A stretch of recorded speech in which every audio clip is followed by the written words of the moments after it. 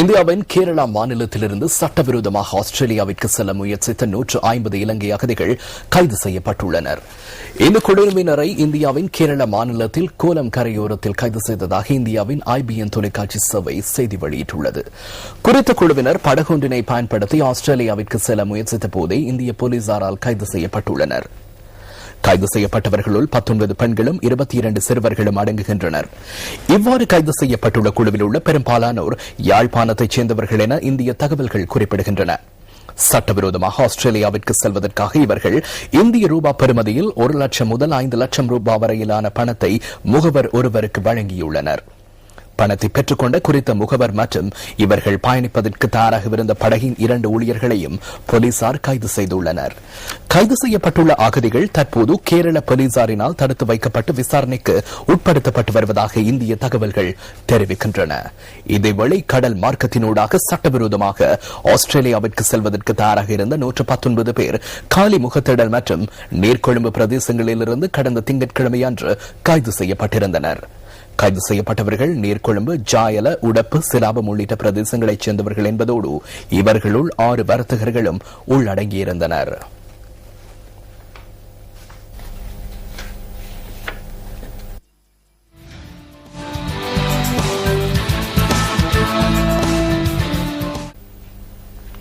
குளவிகள் சில வேளைகளில் மக்களுக்கு பாரிய பிரச்சனையாக அமைகின்றது. மக்கள் குளவி கொட்டுக்கு இலக்கான செய்திகளை நாம் கடந்த காலங்களில் உங்களுக்கு வழங்கியிருந்தோம். குளவிகளை பாதுகாப்பான முறையில் அகற்றுவதற்கான நடைமுறைசார் தீர்வொன்றை நியூஸ் ஃபர்ஸ்ட் 2009ஆம் ஆண்டு தெரியப்படுத்தியிருந்தது. இந்த நடைமுறையை பின்பற்றிய சந்தர்ப்பம் ஒன்று எமது கேமராக்களில் பதிவாகியது.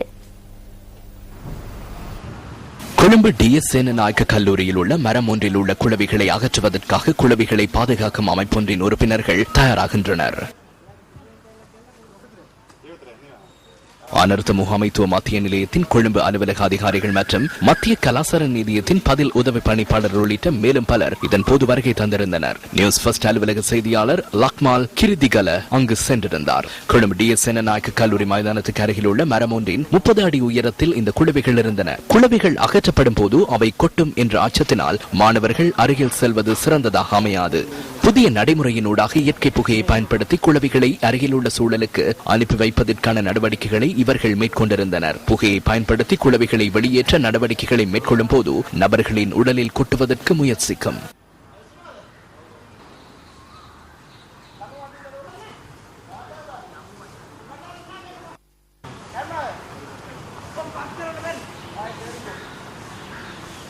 இது கடினமான விடயம் என்ற போதிலும் இவர்கள் குளவிகளுக்கும் மாணவர்களுக்கும் எவ்வித பாதிப்புமின்றி அந்த இடத்திலிருந்து குளவிகளை அகற்றினர்.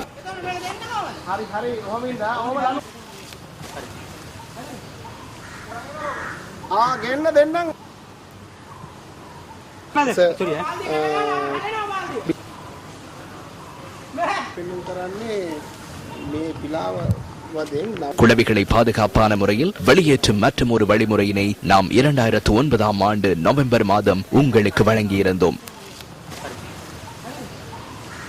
இதன் போது எவருக்கும் எவ்வித பாதிப்புமின்றி குளவிகளை அங்கிருந்து அகற்ற முடியும் என தெரிவிக்கப்படுகின்றது. ஒரு இடத்தில் உள்ள குளவிகளை மற்றும் ஒரு இடத்திற்கு அனுப்பும் நடவடிக்கைகளையே நாம் மேற்கொண்டோம். DS சேனநாயக்க கல்லூரியில் உள்ள குளவிகள் தாம் இருக்கும் இடத்தை விட்டு 48 மணித்தியாலங்களில் விரும்பும் வேறொரு இடத்தை நோக்கி சென்றுவிடும். சிலர் இதனை எரியூட்டி அகற்றுகின்றனர், சிலர் வெட்டி அகற்றுகின்றனர், சிலர் எறும்புகளை கொண்டு சென்று விடுகின்றனர். எனினும் எறும்புகளை கொண்டு சென்று பகல் வேளையில் போட முடியாது. சில குளவிகள் பாணியை கொண்டு வருவதற்காக சூழலை நோக்கி சென்றுள்ளன. அதனால் நாங்கள் வெட்டி அகற்றுகின்றோம். 48 மணித்தியாலங்களில் குளவிகள் அங்கிருந்து வெளியேறிவிடும். எனினும் குளவிகள் அந்த இடத்திற்கு மீண்டும் வராது என என்னால் கூற முடியாது. இலங்கையில் உள்ள அமெரிக்க வர்த்தக சம்மேளனத்தால் ஏற்பாடு செய்யப்பட்டிருந்த தூதுவர்களுக்கு இடையிலான சந்திப்பொன்று நேற்று இடம்பெற்றது.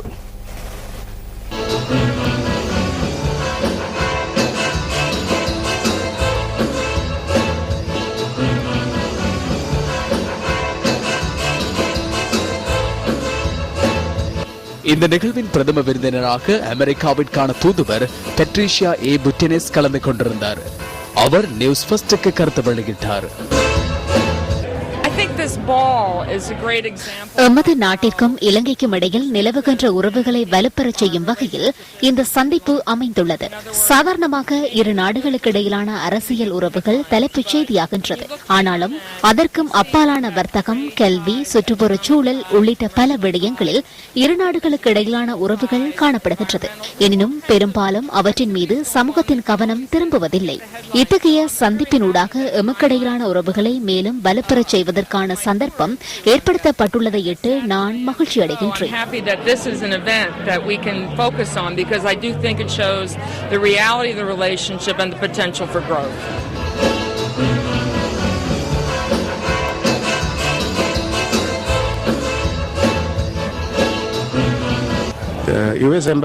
இந்த நாட்டில் அமெரிக்க தூதுவருக்காக வருடாந்தம் இந்த சந்திப்பு நடைபெறுகிறது. இது 14வது சந்திப்பாகும். அமெரிக்க வர்த்தக சம்மேளனம் மற்றும் அமெரிக்க தூதுவராலயம் என்பன சிறந்த வர்த்தக உறவுகளை பேணி வருகின்றமை காரணமாகவே நாம் இந்த சந்திப்பினை நடத்துகின்றோம். Each year is just in honor of the US ambassador who is here in Sri Lanka at that time. Every year I'm obviously ஒவ்வொரு வருடமும் நாம் வேறுபட்ட துணைப்பொருள்களையே தெரிவு செய்கின்றோம். கடந்த வருடங்களில் வேகாஸ், அதற்கு பின்னர் ஹாலிவுட் போன்ற துணைப்பொருள்கள் காணப்பட்டன. இந்த வருடம் ஜெஸ் என்ற பெயரை தெரிவு செய்தோம். சுமார் 300 பேர் வரையில் இதில் கலந்து கொண்டிருப்பதனை இட்டு மகிழ்ச்சி அடைகின்றோம். இந்த சந்திப்பில் பங்கேற்றிருந்த விருந்தினர்கள் ஜெஸ் இசையை கேட்டு மகிழ்ந்தனர். இதனூடாக பெறப்படுகின்ற வருமானத்தின் ஒரு பகுதி சமூக நலன்புரி சேவைகளுக்காக செலவிடப்படுகிறது. நியூஸ் ஃபர்ஸ்டின் ஊடக அனுசரணையுடன் கலிகம்புவில் இடம்பெறும் மெட்சரணி போசோன் வேலையம் இன்று பிற்பகல் ஆரம்பமானது. மெட்சரணி போசோன் வேலையத்தை அண்மித்த பகுதிகளில் உள்ள விகாரிகளில் இன்று காலை போசோனை முன்னிட்டு விசேட மத அனுஷ்டானங்கள் இடம்பெற்றன. கலிகம்புவ நகரை மையமாக கொண்டு நடைபெறும் போசோன் வேலையத்தில் போட்டிகளும் ஏற்பாடு செய்யப்பட்டுள்ளன. 15 வயதிற்குட்பட்ட பாடசாலை மாணவர்களுக்கான சித்திர போட்டிகள் நாளை காலை கலிகம்புவ கனிஷ்ட வித்தியாலயத்தில் இடம்பெற உள்ளன. சித்திர போட்டியில் கலந்து கொள்ளும் அனைத்து மாணவர்களுக்கும் சான்றிதழ்கள் வழங்கப்பட உள்ளன. தொலைத்தொடர்பு மற்றும் தகவல் தொழில்நுட்ப அமைச்சர் ரஞ்சித் சியம்பலாபிட்டிய இன்று பிற்பகல் போசன் வேலையத்திற்கு வருகை தந்திருந்தார்.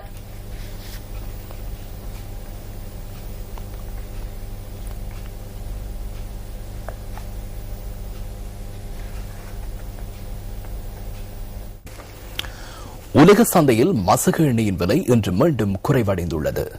பெரண்ட் வர்த்தக சந்தையில் ஒரு பீப்பாய் மசகு எண்ணெயின் விலை இன்று $97.51 பதிவாகியுள்ளதாக ராய்ட்டர்ஸ் செய்தி வெளியிட்டுள்ளது. உலக சந்தையில் மசகு எண்ணெயின் விலை வீழ்ச்சியடைந்துள்ள போதிலும் உள்நாட்டில் ஏன் விலை குறைவடையவில்லை?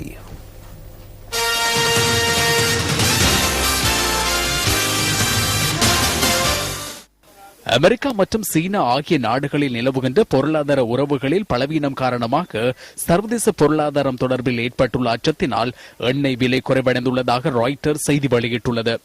பெரண்ட் வர்த்தக சந்தையில் ஒரு பீப்பாய் மசகு எண்ணெயின் விலை இன்று கிட்டத்தட்ட $98 வரை குறைவடைந்துள்ளதுடன் இதற்கு முன்னர் 2011ஆம் ஆண்டு பிப்ரவரி மாதம் இவ்வாறான நிலைமை பதிவாகியிருந்ததாகவும் அந்த செய்தியில் குறிப்பிடப்பட்டுள்ளது.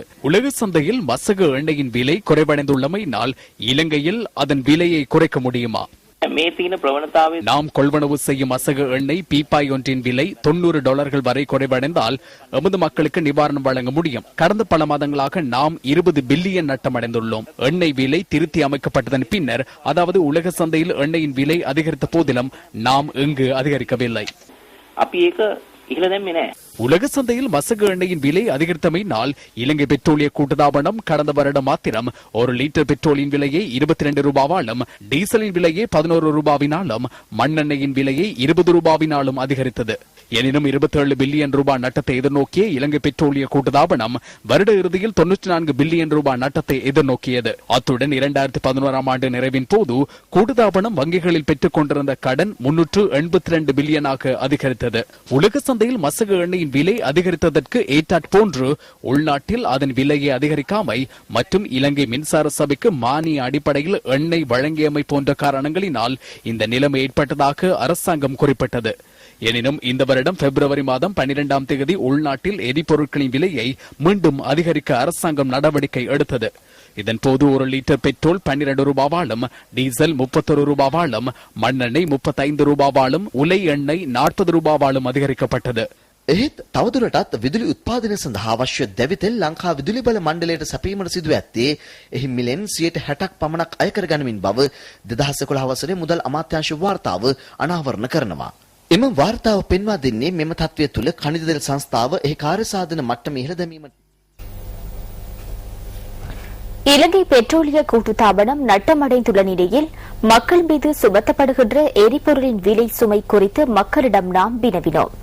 இதன்படி www.newsfirst.lk என்கின்ற எமது இணையதளத்திற்கு கிடைத்த பதில்களில் சில அடுத்து.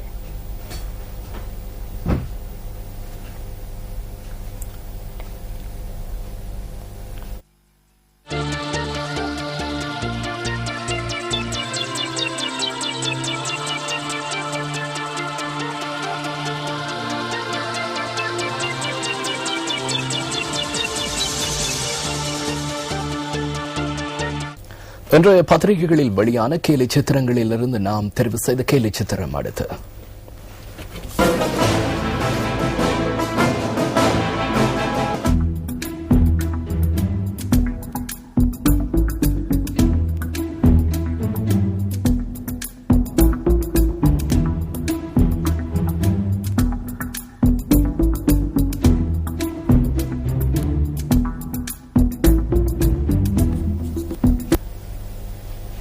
லண்டன் ஒலிம்பிக் போட்டிக்கான சுடர் இரண்டாவது நாளாகவும் வட அயர்லாந்திற்கு இன்று கொண்டு செல்லப்பட்டுள்ளது.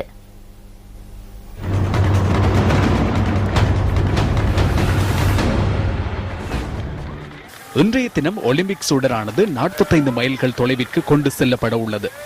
இங்கிலாந்தின் பொட்ரஷ் பிரதேசத்திலிருந்து 17வது நாளாகவும் ஒலிம்பிக் சுடர் இன்று காலை ஊர்வலமாக கொண்டு செல்லப்பட்ட போது அதில் 60 பேர் வரையில் பங்கேற்றிருந்தனர். இதில் வீராங்கனைகள், அரசியல்வாதிகள் மற்றும் கலைஞர்கள் உள்ளிட்ட பலர் கலந்து கொண்டிருந்தனர்.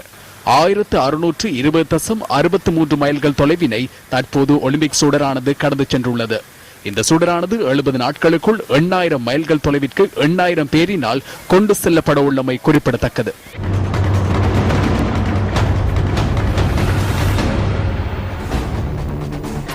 இத்துடன் நியூஸ் ஃபர்ஸ்ட் இரவு 8 மணி பிரதான செய்திகள் நிறைவடைந்தன.